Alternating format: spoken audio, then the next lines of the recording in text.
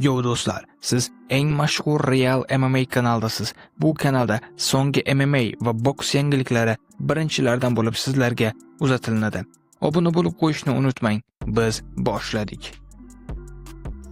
Da'vogarlar jangida Mafsor Yevloyevga imkoniyatni boy bergan Lyorim Murphy keyingi raqibi kim bo'lishini biladi. Britaniyalik yarim yengil vazn toifasida UFC chempionlik kamari uchun sobiq da'vogar uning rossiyalikka qarshi jangini tanqid qilgan Diego Lopes bilan oktagonda to'qnash kelishga qarshi emasligini bildirdi. Yo'q, Lyorim, biz bir xil emasmiz. Boshqa bunday qilma. Menga boshqa viziv tashlama deb aytdi Lopes ijtimoiy tarmoqda UFC Fight Night 270 turniridan keyin. Va bunga Lyorim Murphy javob berdi. Men 3 raund yerda yotganim yo'q, og'ayni. Keyingi safar ikkimiz oktagonda to'qnash kelamiz deya javob berdi Murphy braziliyalikka Yevloyev bilan bo'lgan jangini eslatib. Eslasangiz do'stlar, Yevloyev va Lopes jangi faqatgina parterda o'tgan, stoykada jang bo'lmagan. Shuni nazarda tutib aytib o'tmoqda. Lyorim Murphy kuni kecha ko'pchilik ovoz bilan Mafsor Yevloyevga yutqazgan bo'lsa-da, Diego Lopes yanvar oyida yarim yengil vazn toifasida UFC chempionlik kamarini qo'lga kiritish uchun 2 marotaba muvaffaqiyatsiz urinish qilib, hakamlarning yakdil qarori bilan Aleksandr Volkanovskiga yutqazgandi. Ayni paytda braziliyalik hamda britaniyalik aralashma kurash ustalari tashkilotning yarim yengil divizioni reytingida mos ravishda 2 va 3 o'rinlarni egallab turibdi. Lopes 14-iyun kuni Oq uyda bo'ladigan turnirda amerikalik Steve Garciaga qarshi jang o'tkazadi.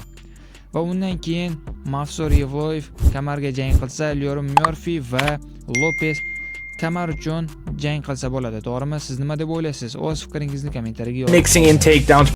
Endi esa UFC sobiq chempioni Max Holloway 2 vazn toifasidagi sobiq chempioni Conor McGregor unga qarshi ikkinchi jang uchun UFC'ga qaytishni taklif qildi. Holloway 2013-yilda yarim yengil vazn toifasidagi jangda hakamlar qarori bilan McGregorga yutqazgandi. O'tgan vaqt mobaynida ikkala jangchi ham revansh haqida gapirgan bo'lsa-da, bu bahs hech qachon amalga oshmagandi. Men bu haqda gapirdim. Ya'ni Conor shu yerda va u meni bir marta mag'lub etgan. Hozir u qaytish haqida gapiryapti. Oxirgi jangimizda Charles Oliveraga yutqazdim. Endi Conor bilan ikkinchi jangni o'tkazish juda yaxshi bo'lardi, deya aytib o'tdi Holloway ijtimoiy tarmoqdagi videosida. McGregor 2021-yildan beri jang o'tkazmayapti va xabarlarga ko'ra, u Holloway hali hech qachon ishtirok etmagan yarim o'rta vazn toifasiga qaytishni xohlaydi. Ammo bu uni tashvishga solmasligini yana bir bor Holloway aytdi. U vazn orttirishni xohlamasa, men ham istamayman. To'g'risini aytsam, biz bu jangni har qanday vaznda amalga oshirisha olamiz. Gap faqat revanshda. Axir bu ajoyib jang bo'lardi. Ko'ramiz UFC nimani xohlaydi va barchamiz nima qila olamiz, deya qo'shimcha qildi Max Holloway do'stlar. UFC rahbari Dana White yaqinda Promotion McGregor ishtirokidagi shou uchun Irlandiyaga qaytishi mumkinligiga ishora qildi va Conorning yana bir irlandiyalik hamkasbi Lanmechida Garyga qarshi jangini eslatib o'tdi. U hozirda yarim o'rta vazn toifasida chempionlik uchun kurashmoqda do'stlar. Siz nima deb o'ylaysiz do'stlar? UFC Irlandiyaga qaytmoqda. Katta ehtimol bilan Conor McGregor qaytadi va Max Holloway bilan jang qilsa, kim g'alaba qozonadi deb o'ylaysiz? Hozirgi situatsiyada o'z fikringizni kommentariyaga yozib qoldiring. Endi esa Alex Volkanovski o'zining jangovar mahoratini Mafsor Yevloyev bilan to'qnashuv ko'rsatmoqchiligini aytdi. Ammo britaniyalik Lyorim Murphy potensial da'vogarlik jangi mag'lub etgan rossiyalik avstraliyalik bo'lajak raqibidan yarim yengil vazn toifasidagi UFC chempionlik kamarini tortib olish uchun kurash kerak deb o'ylamaydi. Bu haqda Yevloyev ijtimoiy tarmoqda ma'lum qildi va chempion UFC rahbariyati shuningdek hayterlarga murojaat qildi. Shanba kuni kechqurun men oktagonda katta zavq oldim va hech qanday bosimni his qilmadim. U yerga borib oson bo'lmadi, lekin qafasga kirishim bilan o'zimni bog'dagi boladek his qildim.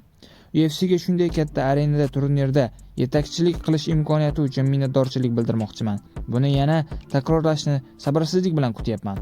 Dana White, Sean Shelby, Hunter va UFC'ga kattakon rahmat. Alex, men sening intervyuni eshitdim va bir narsani aytishim mumkin, men hech qachon bahona qidirmayapman. Rostini aytsam, sen yengish uchun menga kurashning hojati yo'q deb o'ylayman. Sen ajoyib chempionsan. Men seni hurmat qilaman, lekin sening taxtingni tortib olish bu butunlay boshqacha bo'ladi. Katta hurmat, tez orada ko'rishamiz, deya aytib o'tdi. Bu esa barcha hakerlari uchun Men mag'lub etgan ba'zi raqiblarim men haqimda ko'p gapirishgan va har doim ham xushmuomalada bo'lishmagan. Boshqalar esa aksincha hurmat ko'rsatishardi. Nima bo'lganda ham siz meni yaxshi ko'rasiz yoki yomon ko'rasizmi? Men chempion bo'laman, siz esa yo'q. Men faqat g'oliblarga e'tibor qarataman. Yutqazganlar g'oliblar haqida o'ylashmoqda. Siz esa allaqachon yutqazgansiz, deb heyterlarga aytib o'tdi rossiyalik Mavsur Yevloyev. O'tgan dam olish kuni mag'lubiyat nimaligini bilmay kelayotgan Mavsur Yevloyev Londondagi turnirda Leon Murfini hakamlarning ko'pchilik ovozi bilan mag'lub etib, UFC'dagi qatorasiga 10-g'alabasini qo'lga kiritgandi do'stlar. UFC'da eslatamiz, UFC'da 10 ta ketma-ket g'alabaga erishdi do'stlar. Общий rekordi esa 20-0 do'stlar. Mavsur Yevloyevga omad tilab qolamiz.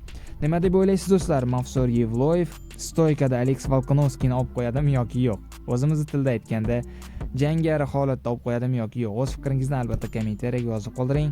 Obuna bo'lib qo'yish esdan chiqmasin do'stlar. Ko'rishguncha.